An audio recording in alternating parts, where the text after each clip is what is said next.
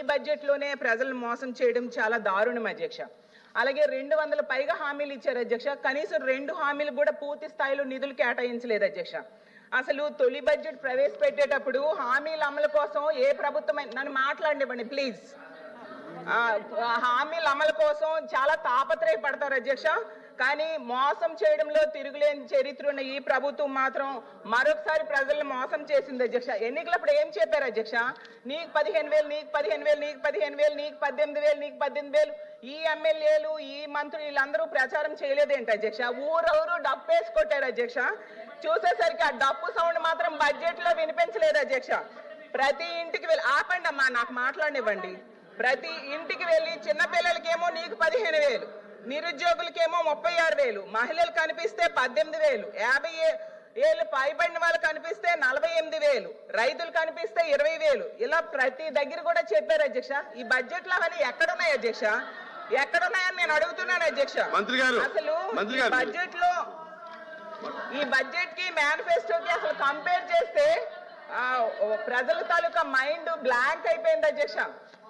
నిజం చెప్తున్నా, ప్రజల తాలూకా మైండ్ బ్లాంక్ అయిపోయింది అధ్యక్ష. ఎన్నికలప్పుడే ఎవరికి ఏం కావాలన్నా చెప్పారు అధ్యక్ష. డబ్బులు లేకపోయినా పర్వాలేదు, సంపద సృష్టిస్తానని చెప్పారు అధ్యక్ష. సంపద సృష్టించి హామీలు అమలు చేస్తానన్నారు అధ్యక్ష.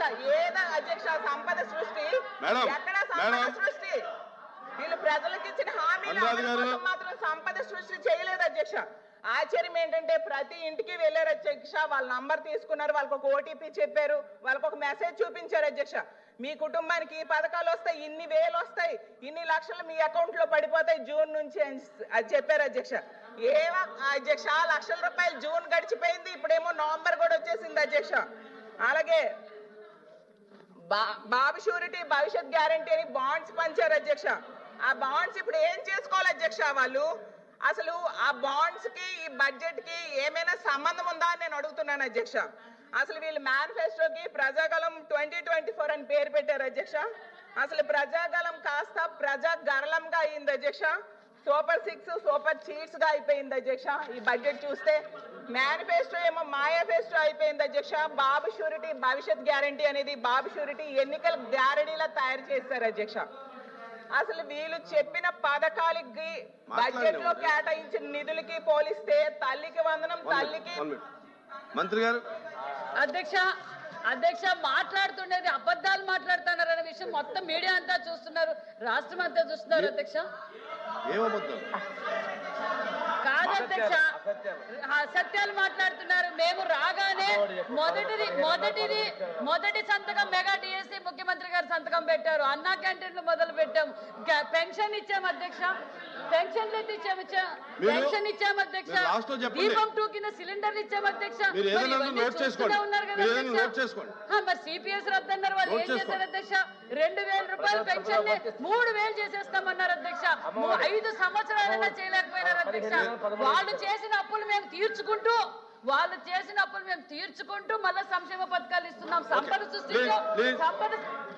మేడం కూర్చోండి. మేడం ఎల్ఓపి గారు. ఇప్పుడు గౌరవ రామకృష్ణ గారు మాట్లాడారు. ప్లీజ్ మాధవ్ గారు ఆయన మాట్లాడారు. విషయం ఎక్కడైనా ఇంటరప్షన్ వచ్చిందా అధ్యక్ష? వినండి ఏం మాట్లాడతారు అధ్యక్ష? మీరు ఇంతసేపు రామకృష్ణ గారు మాట్లాడారు.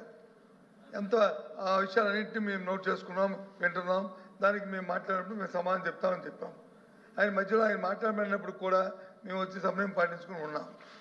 కానీ ఇప్పుడు మా మెంబర్ మాట్లాడుతుంటే మంత్రులు వచ్చి ఆ విధంగా మాట్లాడడం అనేది అది కరెక్ట్ కాదు అధ్యక్ష. మరి నిన్న కాక మొన్నే వాళ్ళ ట్రైనింగ్ ప్రోగ్రామ్ కూడా జరిగింది.